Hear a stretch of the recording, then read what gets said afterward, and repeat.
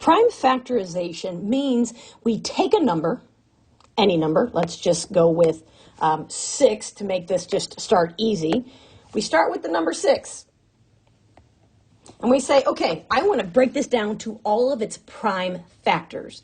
Now, to do that, you have to understand, well, what's a prime and what's a composite number, right? Those two different things.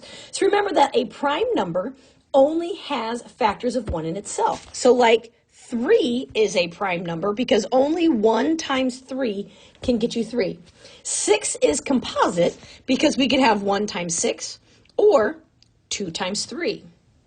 Now, that means 6 is composite, 1 is neither prime nor composite, so the prime factorization of 6 would simply be 2 times 3. It's all of the prime numbers multiplied together that make up that number. Let's do something a little bigger than 6. So let's do 24. Let's start a little bit small and we'll get bigger as we go. So your first thing, I do these with factor trees. And if you're not sure how to make a factor tree, you might want to stop and go watch my video on creating a factor tree first. So when we create a factor tree, we're just what two numbers multiply to get 24. Right off the bat, I see 3 times 8. And here's the thing, as long as your math is correct, it's going to work. So whether you use 3 times 8, 6 times 4, 2 times 12, you're going to work great. Now, what I say, when you're doing these factor trees to find the prime factorization, as soon as you see a prime number on one of your branches, circle it. 3 is prime. I circle it. I am now done with that branch. But when I look at 8, 8 is not prime. I know that 8 is 2 times 4. Okay, 2 is prime, so I'm going to circle it. 4 is not prime, so I can break up 4 as 2 times 2.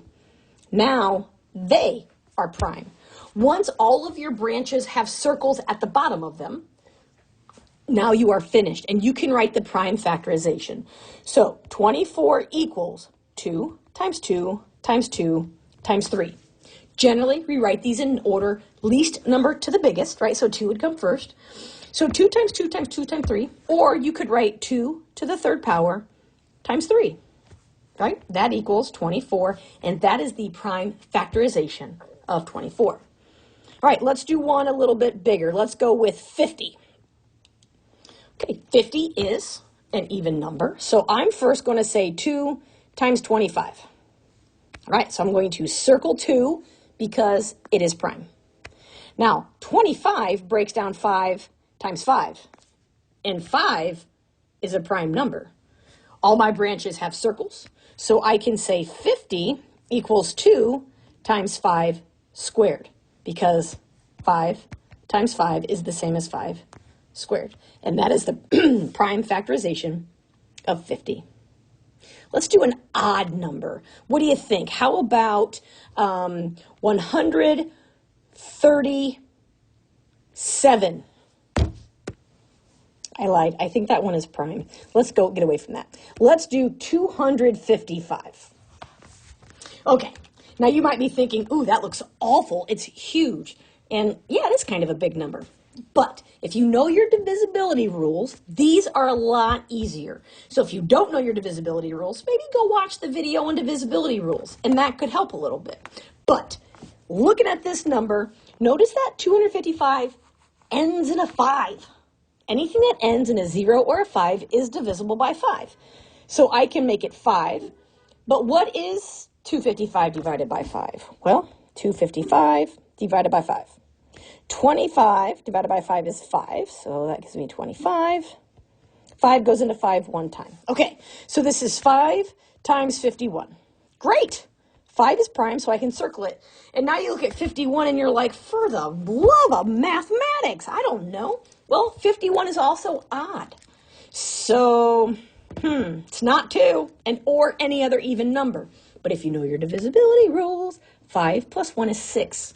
6 is both divisible by 2 and 3, right? Therefore, 51 is divisible by 3. Okay, so divisible by 3.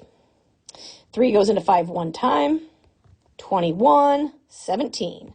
So this breaks up 3 and 17. And 3 is prime, and 17 also prime. So 255 has a prime factorization of 3 times 5 times 17. So part of the process is, if it's even, I always start with 2. Just makes your life easier. If it's odd, you're going to have to kind of go through the process of what do you know? And if you don't know anything, you might have to just do a little guess and check to find something that works, playing with prime factorization and factor trees.